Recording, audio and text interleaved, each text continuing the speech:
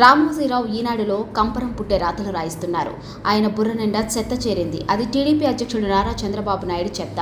అన్నా సున్నా అంటే అంత భారమా అనే శీర్షికతో కట్టుకథను ఒకటి ఈనాడులో ప్రచురించారు.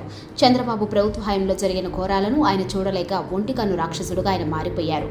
చంద్రబాబు 2014 ఎన్నికలకు ముందు పొదుపు సంఘాల రుణాలను మొత్తం మాఫీ చేస్తానని చెప్పి అధికారంలోకి వచ్చారు.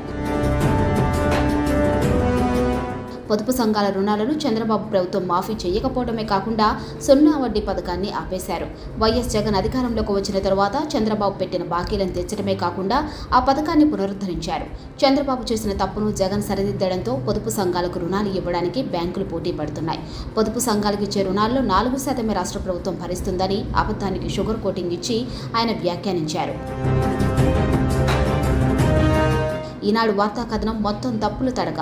రిజర్వ్ బ్యాంక్ 2022 జూలై 20వ తేదీన జారీ చేసిన ఆదేశాల మేరకు రాష్ట్రంలోని అన్ని జిల్లాల్లో 7% వడ్డీకే బ్యాంకులు రుణాలు ఇస్తున్నాయి. ఈ రుణాలపై కేంద్ర ప్రభుత్వం 7% వడ్డీ రాయితీ ఇస్తుందనే ఈనాడు రాసిన రాతలో ఏమాత్రం నిజం లేదు. 7% వడ్డీని జగన్ ప్రభుత్వమే భరిస్తుంది. చంద్రబాబు నాయుడు గతంలో తాను అధికారంలోకి వచ్చిన తరువాత ఇచ్చిన హామీని తుంగలో తొక్కారు. చంద్రబాబు మాటను నమ్మి ప్రతి 5లో ఒక పొదుపు సంఘం తమ రుణాలను బ్యాంకులకు చెల్లించలేదు. దీంతో బ్యాంకులు వారిపై ఎగవేతదారుల ముద్ర వేసింది. పొదుపు సంఘాలకు వైఎస్ఆర్ ఆసరా పథకం కింద జగన్ ప్రభుత్వం 2019 నాటికి ఉన్న అప్పులను చెల్లించింది. దాంతో మహిళలు దాదాపు 99.98% మంది ఎప్పటికప్పుడు వాయిదాలను చెల్లిస్తున్నారు. 2019 ఏప్రిల్ నుంచి 2024 వరకు 5 ఏళ్ల కాలంలో 1.73 లక్షల కోట్లు బ్యాంకు పొదుపు సంఘాలకు రుణాలుగా ఇచ్చాయి. దీన్ని బట్టి పొదుపు సంఘాల విశ్వసనీయత జగన్ ప్రభుత్వం వల్ల ఎంతగా బ్యాంకుల వద్ద పెరిగిందో అర్థం చేసుకోవచ్చు.